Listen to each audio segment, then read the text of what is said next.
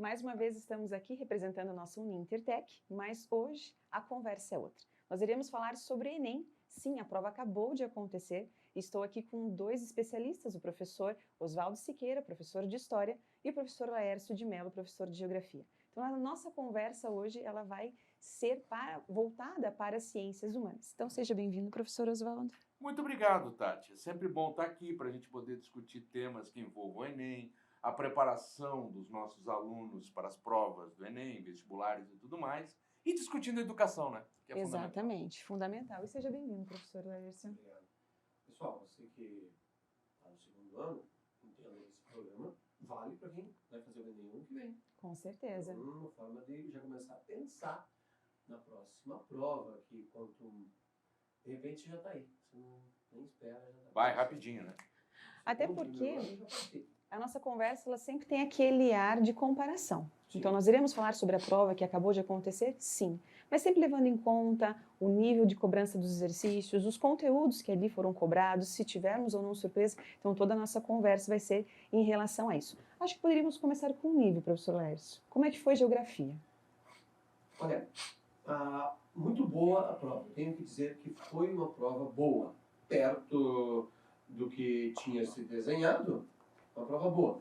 Tem defeitos? Tem problemas? Todos os outros anos tiveram. Ponto. Não é possível, vamos lá, não é possível fazer uma prova dessa dimensão, com esse número de questões, com a questão da segurança, na qual poucas pessoas devem ter acesso, poucas pessoas têm que ter acesso, sem que existam erros. Isso a gente tem que entender. Depois vai lá e anula a questão, e justifica onde se cometeu determinado erro. O que não pode é direcionar as questões. Então, podemos dizer assim que, se tem falhas nisso ou naquilo, e até é bom, porque a gente para e discute e aos poucos vai se aperfeiçoando.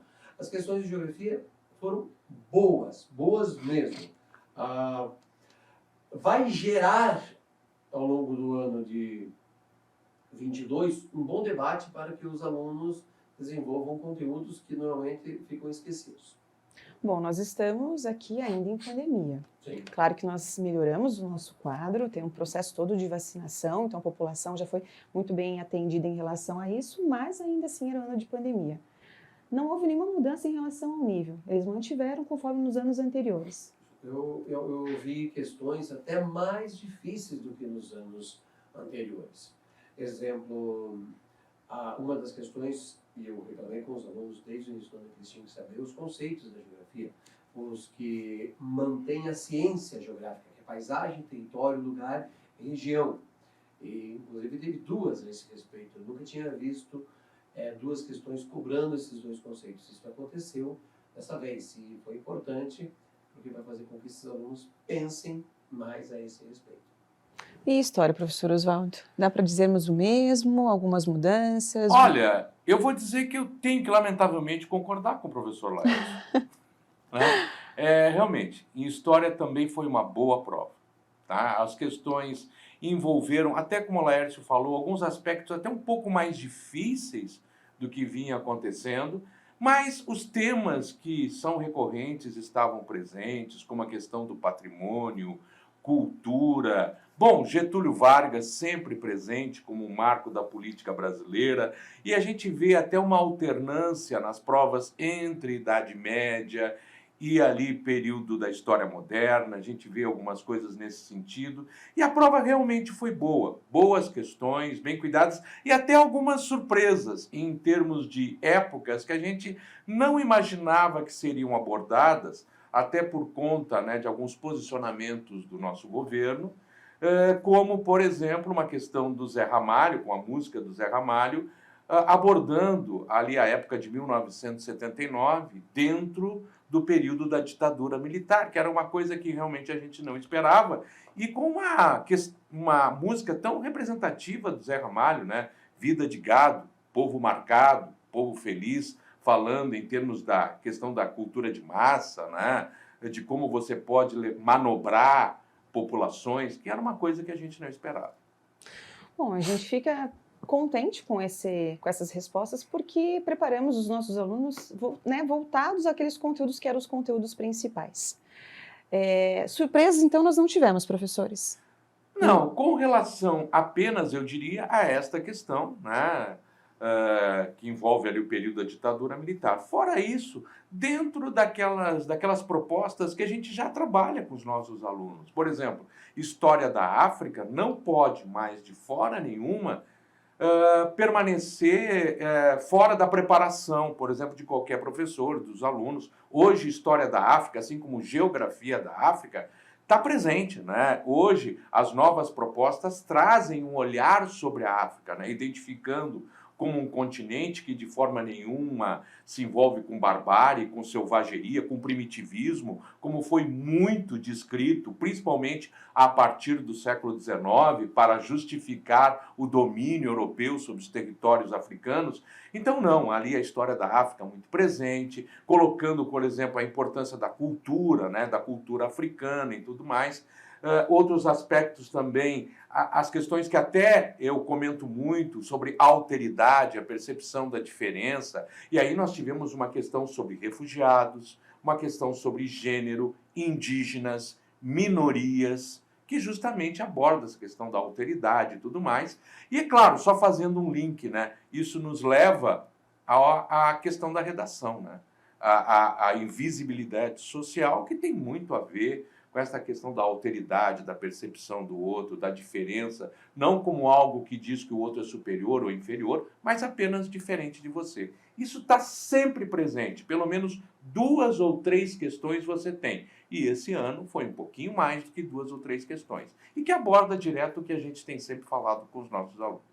Bom, acaba que essa fala fica como já dica, né, para iniciar aí e montar um cronograma dos próximos estudos, mas acho que vale a pena a gente pensar também na questão interdisciplinar. Vocês perceberam isso na prova de vocês? Estava muito forte? A redação em tese é de português, é de linguagens, mas quem tem aula comigo sabe que no primeiro bimestre ou primeiro trimestre eu reclamei assim: você tem que ter, vale para 2022, tá? O IBGE como seu jornal semanal. Toda semana você tem que entrar na página do IBGE. Segue o Insta do IBGE. Tá em casa agora? Pega o teu celular lá, abre o Insta do IBGE, porque eles lançam a notícia e depois você olha, opa, vou dar uma lida nessa notícia lá na página. Eu argumentei com eles várias vezes que precisava, que era necessário ler a página do IBGE. E o que aconteceu? A redação necessitava que você conhecesse aqueles dados que foram postos ali na redação, até para que você, ao construir o seu texto, falasse a respeito, falasse com propriedade, falasse com argumento de autoridade. Exemplo, segundo o IBGE, de acordo com o IBGE, o número de invisibilizados são tantos, pessoas que não têm documentos e assim por diante. Até porque os rapazes e moças que estavam fazendo a prova não sabem o que é isso. Porque se estavam fazendo a prova, eles tinham um documento.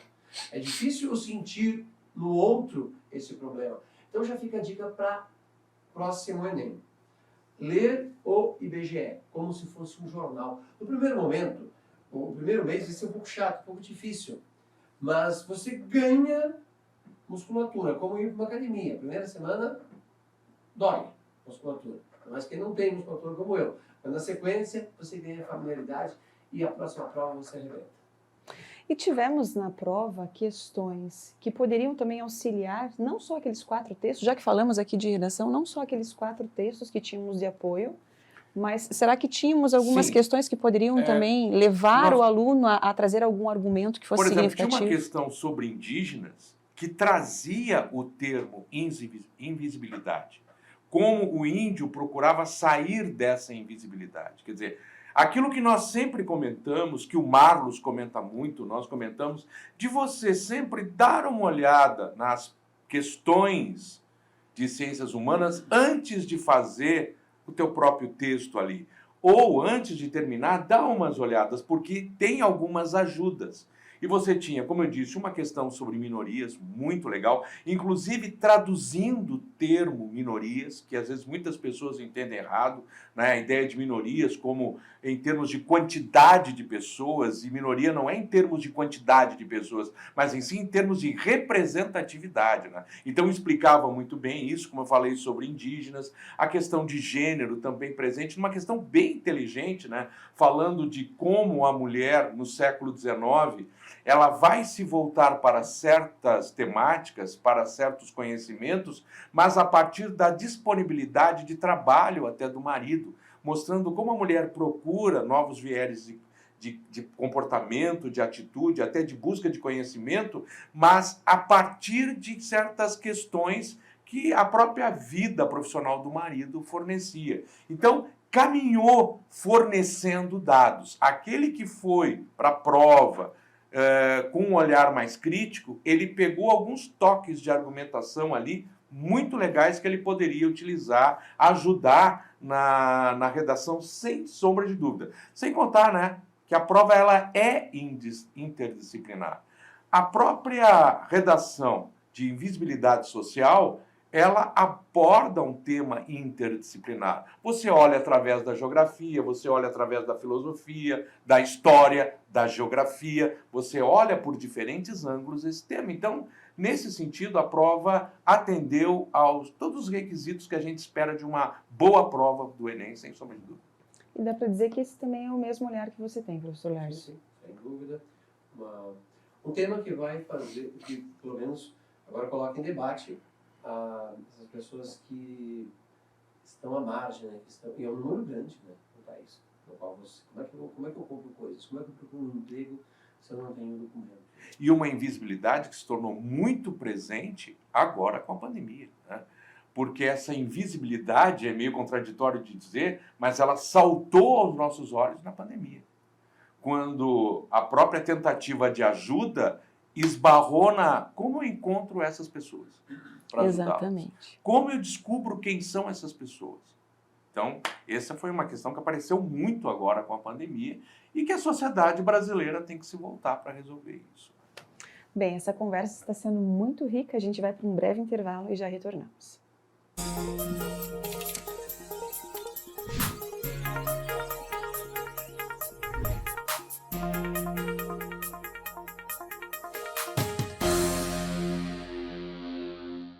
Esse foi o nosso Giro de Notícias. Voltamos em instantes.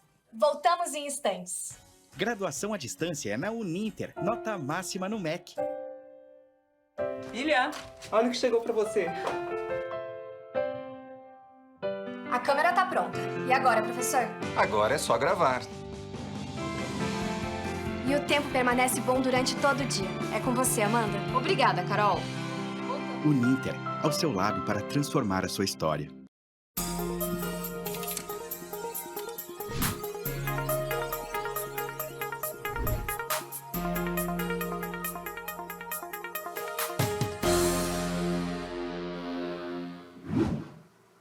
Olá, retornamos à nossa conversa. Estou aqui com o professor Laércio de Mello, professor Oswaldo Siqueira, e estamos falando sobre ciências humanas e como que foram as questões nesta prova que acabou de acontecer. Aliás, é justamente sobre questões que iremos falar, pois sempre fica aquela curiosidade de que forma a história está, né, se encontrando com a geografia, o que é essa coisa interdisciplinar que todos estão falando. Será que tem algum exercício que fica assim, né, com uma interrogação? Será que é próprio de uma disciplina, próprio da outra, ou está tão bem colocado que se confunde? Então é essa conversa que nós vamos ter agora, e aqui de forma surpresa, não sei quais são os exercícios que foram selecionados, mas iremos falar sobre eles. Bom, Comece. não, sem dúvida eu vou começar. Tá bom. Sem dúvida eu vou começar. Não, por favor, sem dúvida. Tem uma questão que isso é muito legal na prova do Enem, né? Que eu considero que todos os vestibulares, de maneira geral, tinham que seguir nesse caminho, que é essa interdisciplinaridade. Mas aqui nós temos uma questão muito legal que o Laércio vai me ajudar, que é justamente uma questão que fala sobre Idade Média, ali dos anos dos anos do século IX até o século XI, e que trata sobre o espaço das cidades, né? E como o espaço das cidades ele se altera como ele se transforma, como ele é ressignificado, né? Inclusive, sugiro a você que está aqui no... Pegue o nome do historiador, anota aí, Le Goff. Ele escreve muito sobre a Idade Média, basicamente sobre o que ele escreve. E tem um livro que ele fala sobre o êxito das cidades, explicando como as cidades se transformaram e tomaram o rumo que vai levar ao desenvolvimento da sociedade capitalista e tal, que nós conhecemos hoje. E numa questão, né, ele fala justamente dessas cidades que, através de catástrofes ou outras questões, essas cidades vão se transformando, elas vão mudando o seu espaço e vão ressignificando. Quer dizer, espaços que muitas vezes pertenciam a populações mais pobres, você tem ali uma destruição por algum motivo, e quando a cidade se apropria daquele espaço, ela ressignifica. Então transforma em algo diferente do que originalmente era. E esse é um tema que importa tanto para a história quanto para a geografia, né, Zóia?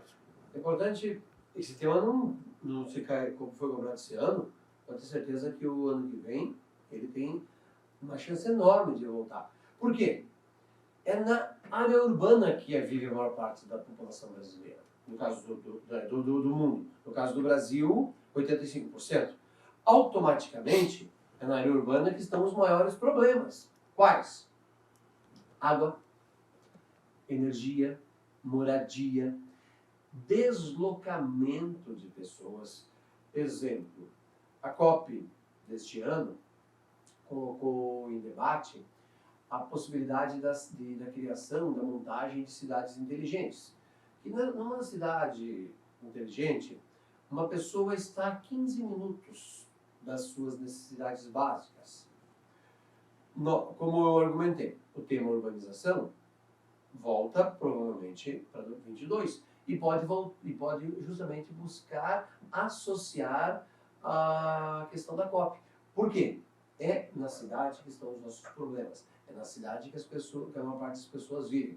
E mesmo as pessoas da área rural, a inter-relação entre os dois é muito grande. Por causa disso, é um tema que precisa ser debatido porque faz parte do nosso dia a dia. É uma lógica isso. Não é nem questão de ser profeta, dizer que vai que o ano que vem cai essa questão que eu falei. Não é questão de ser profeta, é uma lógica. Bom, pensando nessa lógica, nós também temos uma expectativa com relação à geografia na prova de ciências da natureza, que vai acontecer, e quando você foi citando alguns desses temas, já fica aquela coisa na energia, fontes de energia, e a questão do espaço geográfico, as alterações feitas pelo homem, alguns temas que são próprios da geografia e que a gente também espera estar encontrando lá. É só pensarmos na questão as cidades não foram projetadas para terem o número de automóveis que elas têm hoje. E pensando na química, o que o automóvel joga a toda hora? Em relação à reação de combustão, exato, gás carbônico. Então, tem uma conexão muito forte aí. Automaticamente, o problema é grave pensando na combustão, pensando no aquecimento global, pensando na inversão térmica, aí nas doenças que as pessoas têm por respirarem dióxido de carbono, por exemplo. Bom, nós somos professores que participamos desse curso há algum tempo, né, desse projeto, que é um projeto social, e não temos nenhum conteúdo que precisamos pincelar um pouco a mais. Sempre estamos dentro do mesmo formato. Eu posso dizer que isso, inclusive para a química, vai acontecer a prova ainda, mas sei que são sempre os mesmos conteúdos, são recorrentes, às vezes uma abordagem um pouco diferente, e pelo que a gente pôde perceber através da fala dos professores, nós mantivemos isso para a prova de ciências humanas. Outra curiosidade em relação que eles sempre têm a essa prova e o número de exercícios? Quando nós estamos indo para ciências da natureza, a gente tem um formato, professores, muito assim, meio que ele se equivale. Em torno de 15 questões, a gente pode dizer, para cada uma das disciplinas, física, química e biologia. Funciona assim também em ciências humanas? Eles acabam sempre tendo essa... Em termos de ciências humanas, também. Claro que você vai ter uma maior quantidade, digamos assim, de questões que envolvam a história e a geografia. E a filosofia e a sociologia, elas vêm junto. Ciências humanas tem 4, né? Exatamente.